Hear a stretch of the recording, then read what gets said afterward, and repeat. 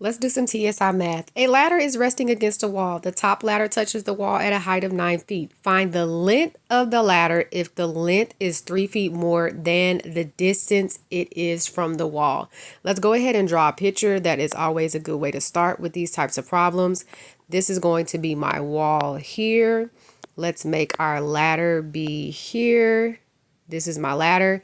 And then, of course, you have your distance from the wall, okay? It says that the height is going to be 9 feet. So we're going to put 9 feet here. We're unsure of the length of the ladder, but we know that it is 3 feet more than the distance from the wall.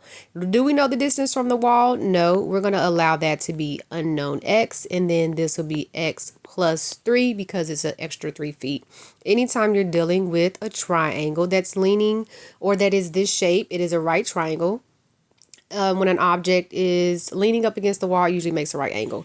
So we need to use the Pythagorean theorem to find our missing sides, okay? So a squared plus b squared is equal to c squared.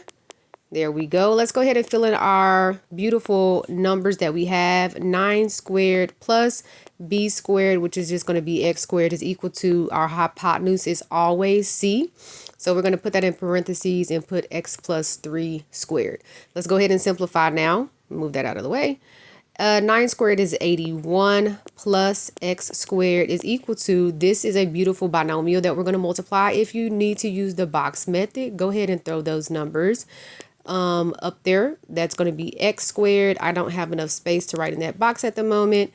X times 3 is going to be plus 3x. 3 times x is another 3x, and then 3 times 3 is 9. Combine like terms, x squared plus 6x plus 9. Now remember, when we have variables, our goal is to identify the value of those variables by getting x by itself. Let us move all of our x values over to the left side because that's where they are mostly. This goes away and this goes away. Whoo, almost thought we had a quadratic equation. Thankfully, we do not. I'm going to erase this top part here to give myself a little bit more room and start the problem there. So now I have 81 is equal to 6x plus 9. Let's go ahead and not subtract that. Subtract the 9 from both sides. That's going to give me, I'm going to erase this as well. That is going to give me 72 is equal to 6x. Divide both sides by 6. X is equal to 12. That is the distance from the wall. We need to add that to 3. 12 plus 3 is 15, and that is our answer.